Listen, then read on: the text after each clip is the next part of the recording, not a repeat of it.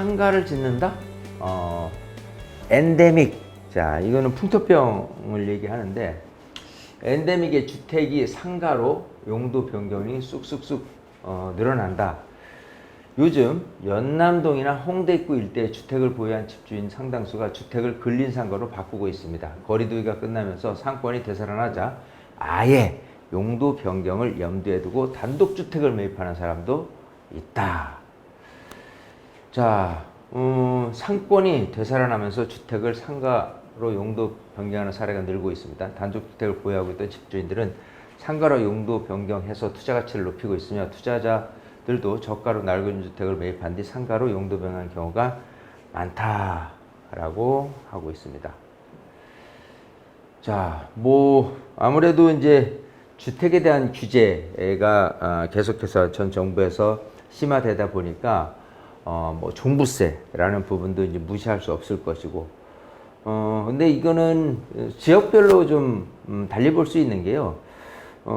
상권이 늘어나면 좋지 않습니까? 땅값도 올라가고 또 임대가라든지 이런 부분도 여러 가지 형태로 이렇게 단독주택을 허물어서 상가를 하면 되는데 좋은데, 과연 그럴 만한 상권이 얼마나 있을까? 제가 볼 때는 연남동이나 홍대 상권 정도에 좀 국한되거나 일부 지역에 좀 한하지 않을까 싶습니다.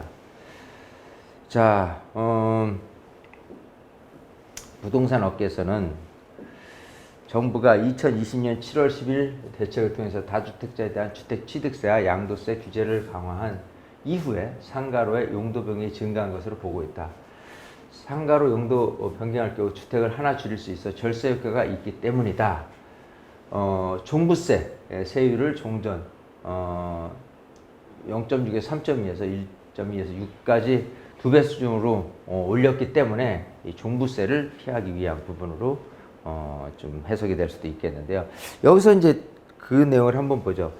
이 종부세가 왜 관심 대상이 될 수 있느냐 하면요. 이 종부세에 대한 기준은 크게 이렇게 나눌 수 있어요. 기본적으로.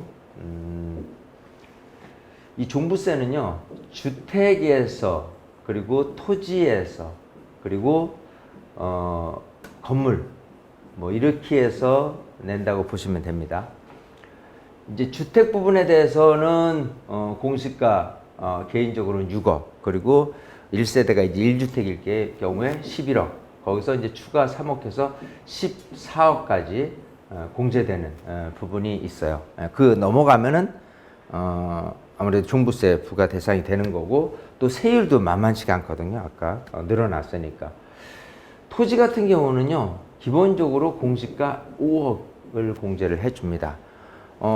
토지는 공시가가 낮아요. 그래서 시세 5억에 달하려면 25억, 50억짜리 토지 금액이 돼야 되고, 이 건물, 사실 엄밀히 따진다면 건물을 깔고 있는 토지에 대한 그 종부세인데, 이거는 80억을 공제를 해줘요. 즉 공시가가 80억이 안 된다. 시세가 예를 들어 한 150억이다.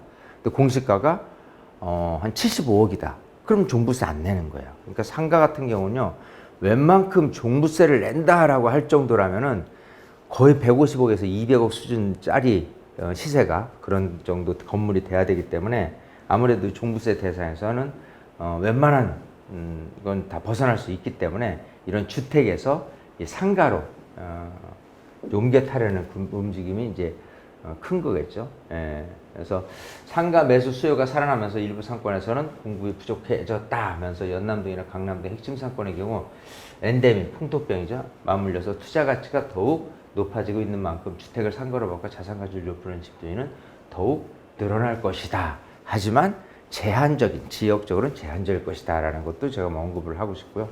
요즘 오피스나 사무실 수요가 급증하면서 주택가에 있는 조용한 사무실을 선호하는 창업자도 늘고 있다면서 용도 변경을 해서 주택을 상가로 바꾸는 것이 집주인과 투자자에게 여러모로 이득이 되는 상황이다 라고 하는 거예요. 특히 대표적으로는 아까 종부세에 대한 언급도 드려봤습니다. 자, 어쨌든 이렇게 쏙쏙 부동산 뉴스를 통해서 여러분들에게 이제 좋은 정보를 해설을 해드리면서 말씀드렸는데요. 어쨌든 부동산 시장은 정말 하반기 좋지는 않은 것 같습니다. 그래서 어쨌든 시장 흘러가는 그 상황 속에서 어떤 식으로 또 대처를 해야 될지에 대한 부분도 이 시간을 통해서 말씀을 드리도록 하겠고요. 더위 굉장히 무덥습니다. 여러분 건강 유의하시길 바라겠습니다. 마치겠습니다.